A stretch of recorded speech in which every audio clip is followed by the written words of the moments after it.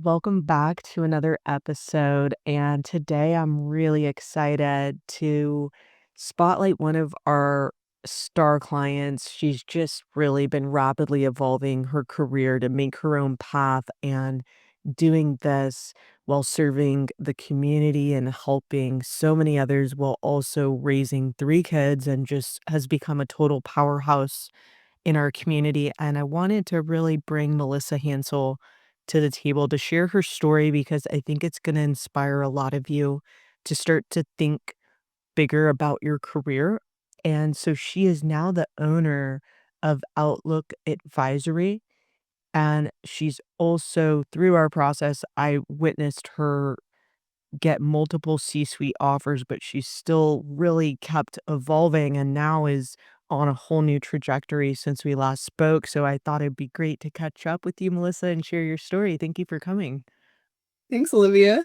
Excited to So be. let's just dive in because I know you told me you're like, Olivia, I didn't come from a lot of money. I really come from really humble beginnings. And, I just want to get a little backstory on you because, you didn't always start at the top and it wasn't easy for you to even get to the C suite in your career. So could you tell us a little bit about your journey and what that come up journey looked like for you? Yeah, absolutely. And I think starting out, because I didn't really have a backup plan, I was always, very focused on having a career, being employed, being successful, and working really hard. And I think that definitely helped me to launch in the early stages of my career, just through hard work and keeping pushing, just really being motivated and also, just doing things that were a good fit for me as well.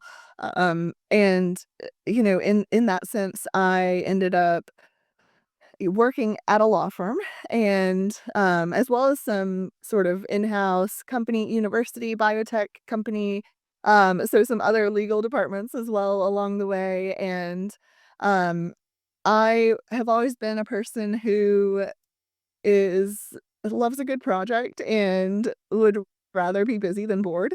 And so in that sense, I had really just volunteered for some extra projects and things that needed to happen within the law firm where I was working at the time.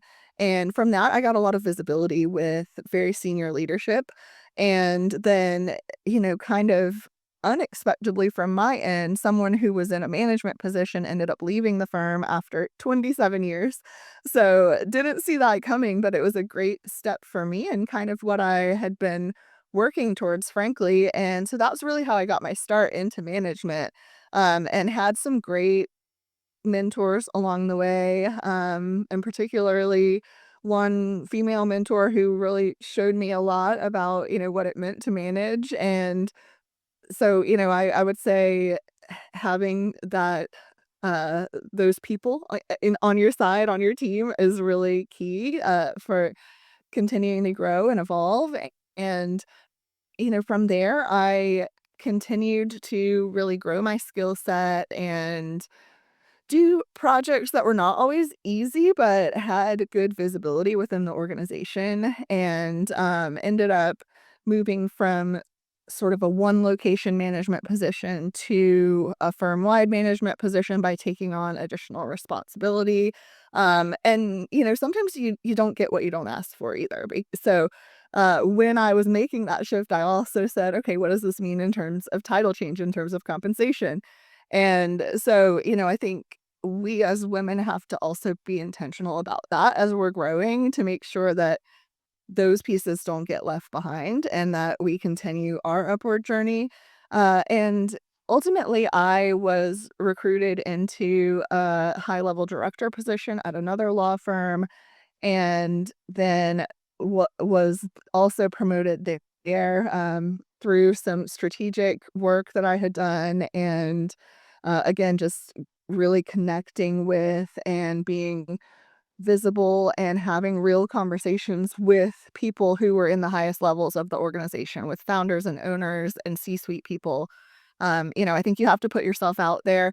That's not always that easy for me. Like, deep down, I'm really more introverted, and more of a technician. I like to really get into the weeds on things. But it's so important, and, it's really rewarding when you do it, and, through really just being out there and making connections and building real relationships with people, I was able to move into my first COO role, and that really was a goal that I had had for a long time throughout my career to ultimately get to that level. It felt great. It felt very successful to be able to say, "Yes, I've done it." And I have been in a couple of COO roles within law firms, since then, and, um, I had thought for probably 7 or 8 years about possibly starting my own business, but I think I was always a little scared to do it. And that's one thing that was a mindset shift for me was one organization doesn't define your stability as a professional. It's really that you have built your own brand and you are your biggest asset.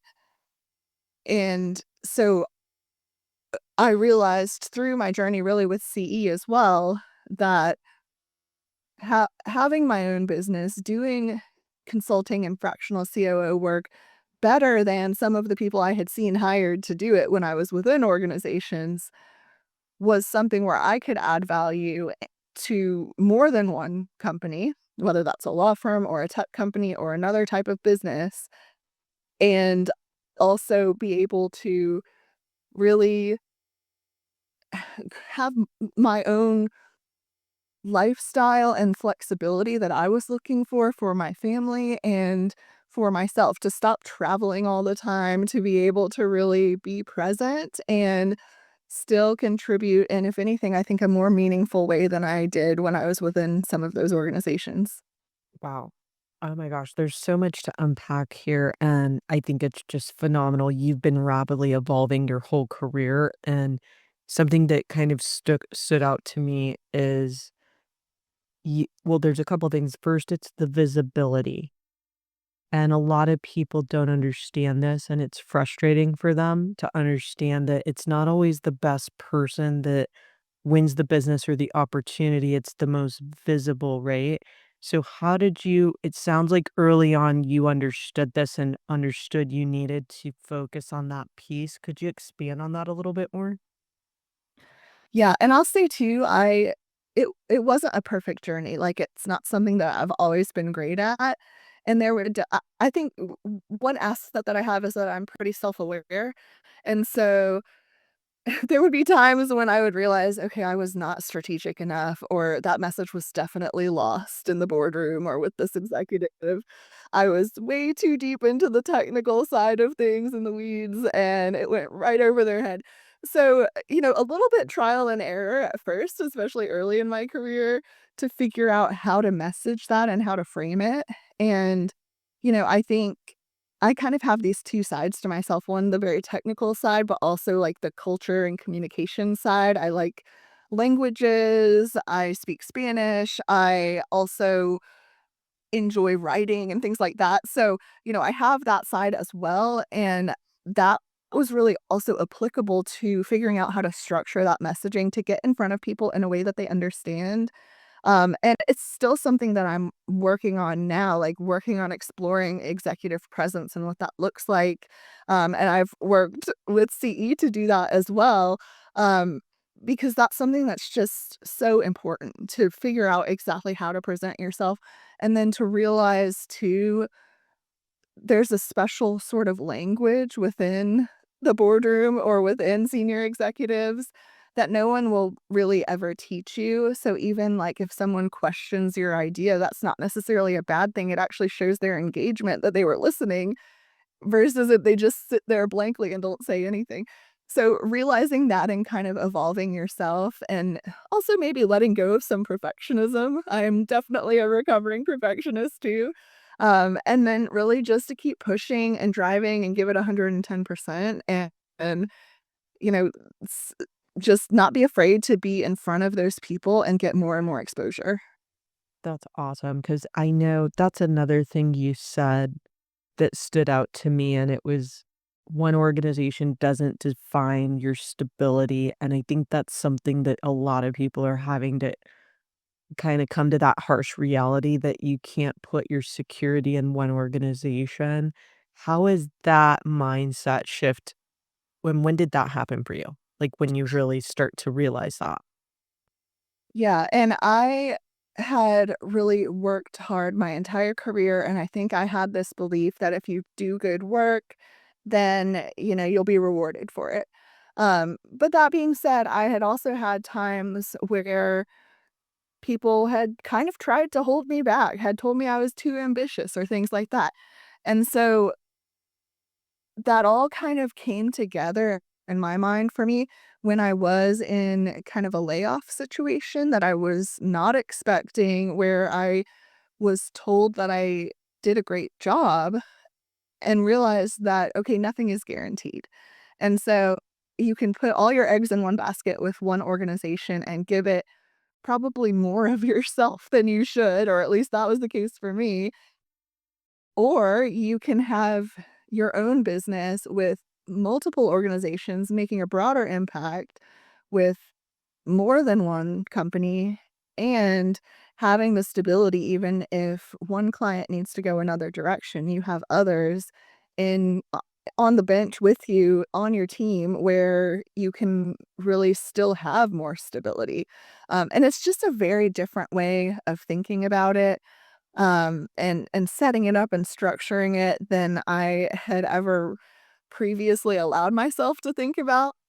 I had frankly seen a lot of failed entrepreneurship, and it was a little scary to think of doing, but in really looking at it and evaluating it, it's not that scary when you really break it down and realize that, unlike in another organization where you're dependent on their priorities and their budget and their profitability, when you work for yourself, you are dependent on yourself. And I believe in myself as an asset more than probably most other organizations. I love this, and I think that the fractional executive model is actually the lowest risk business you could start because there's not a you're really, quite frankly, getting a premium for your time versus the other model where it does cap the value of your time, so and there's not like a brick and mortar, or tons of capital required to start it. So when you reach the peak of your career and you're at the C-suite, it's like, where else do you go from there? And so it seems as though there's that part of you that still wanted that growth and that evolution and you weren't done yet. So I'd be curious, like, to hear, like, tell me about this fractional executive model. I know a lot about it. It's very popular. It's becoming more widespread, but tell us, like, how did you hear about it? How'd you get into it? What did that look like? Yeah, so I had, just how I initially sort of learned that it was out there was that I had worked with an organization who used fractional executives. And so I got like a real inside snapshot of what that would look like.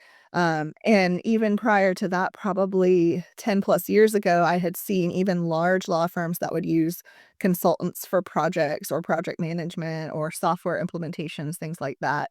And I had always a piece of me had always thought, "Oh, I could do that," but I hadn't quite done it yet.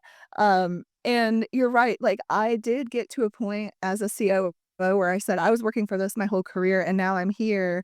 What's next?" And that's just partly the kind of person that I am. Uh, and I'll say this too, the fractional model is actually really great on both sides. So for me, I there's a good value and I can continue growing. I can continue adding clients to the extent that I have the capacity to do so. So I'm not capped in that sense. And then for organizations, it is more affordable and at a higher level of expertise than what they may be able to hire full time. Mhm. So, for instance, they might have a budget of 150K for a COO, but they can't find someone with enough experience and strategic mindset to really bring their organization to the level they want. Where if they work with a fractional, you can get somebody who has, you 15, 20 years of experience like I do, and it's at a lower price point per month. They're not paying payroll taxes or benefits or all of these other overhead costs, usually not even office space. So Yeah. at that point, it's a win for the organization as well. And there is something, and I will say that I heard this, did not create it, but I think it's a great way to put it. It's don't hire a mediocre executive, rent a great one. I love that. That's awesome. 'Cause honestly, and this is perfect timing for you to be really focusing on scaling your business because what we're seeing, at least from my perspective, is a lot of the C-suite are kinda getting downsized right now because of just the way the market is, and, they're looking more for that production, hands-on talent, and so the C-suite are having a rough time right now, wanting, 300K, and a lot of them don't touch a lot of product or services, so it's easy to get margin from removing that, but then they miss that presence, that vision, that strategy, that person that can see it, and I think from all the experience, right? So I think that this is actually a perfect model because of the timing, because it's serving a huge need that's not really being addressed, right? So I'm curious, like, are you seeing that too on your end as far as they don't have the budget for the talent they really need, but they need that perspective desperately? Definitely, and I would say particularly in the operations space, like, I think companies, for whatever reason, are a little more willing to invest in, like, a CFO because they can really see that tie to revenue, but in operations, there's not really one job description for a COO, and so that becomes challenging for an organization to justify what that value is, Yeah. because COOs really operate in the space of margin reduction and optimization, but it's hard unless you're really intentional from day one to prove and make visible the before and after of that. And so, and I think each company's owner or CEO needs something a little different in their COO. I'm actually reading a great book right now that one of my clients recommended to me that's called The Second in Command. And it's about for owners and CEOs how to select the proper COO for their business. And there's a lot of nuance in there that's really interesting. So I think that's another advantage too is you may find someone who has the qualifications on paper and, maybe has the price point, but do they resonate? Because you have to also have a pretty personal relationship with a COO as a founder or an owner. And so with that in mind, like sometimes it's easier to shop the fractional market because you have more options. Um, and it's got to be a mutual fit every time. Yeah, and I think what's really unique here is, like, people don't like a lot of CEOs like to run their company, but they're more visionary and they're less they're more about closing the big deals and the visionary, but less so much about operations and tech and integrations and all the things that you do. So I'm sure depending on the CEO you're speaking to, you may not even use the word "I'm a fractional executive." You're just speaking to where you add value, right? Yeah, definitely. Yeah, and sometimes I'm simply a business advisor, whether that's taking those visionary ideas and putting them into a practical business plan that's actually based on numbers and reality and things that can be achieved.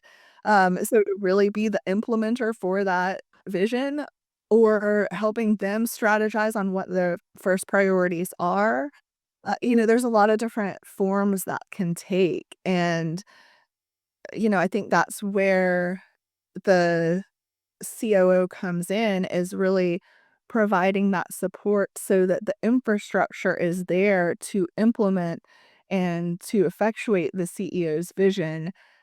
It's kind of like if there was a home improvement project and if your handyman says, okay, maybe you want to consider using copper instead of plastic or something. Ultimately, it's up to the homeowner's decision, just like the CEO is the ultimate decision maker. But there's some expertise you can lean on from someone who is the subject matter expert in that area. So that's kind of where operations comes in is a lot of the founders and owners I work with don't necessarily have a huge knowledge of technology or have a huge knowledge of process improvement or project management. So that's what I bring to the table to unburden them so they can continue to be visionary. Sometimes when they're carrying too much operational load, it kind of weighs them. It sits on their shoulders and keeps them from being as strategic and visionary as they could be. So it gives them someone to provide that to who can then work with their team to make that happen. That's awesome. Well, I know, we've got a few minutes left, so I just would love to touch on a little bit about, like, obviously this year's been a huge transformational year for you. And I think what makes you thrive is you continue to work on yourself. Cause I mean, yes, you're a business and you're a product, you are the brand, right?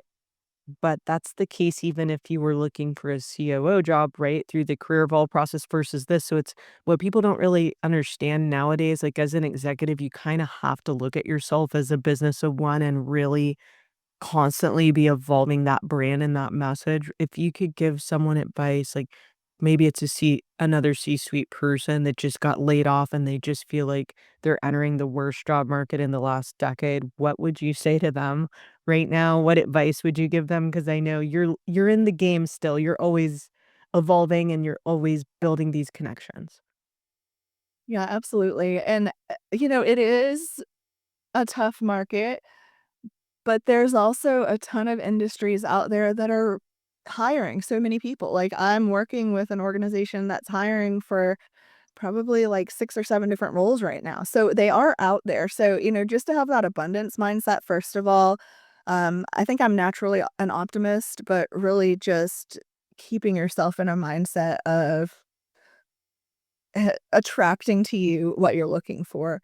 And to really just realize that you are the premium product. That's a phrase that you've used before, Olivia, and I think it's true that you have to recognize your own value and even sit down and write it down and quantify it. And even now, I'm still doing that. Like, I'm actually going to sit down sometime this week, hopefully, and be able to go back to strategy a little bit and go back to, okay, how are we describing our products and services?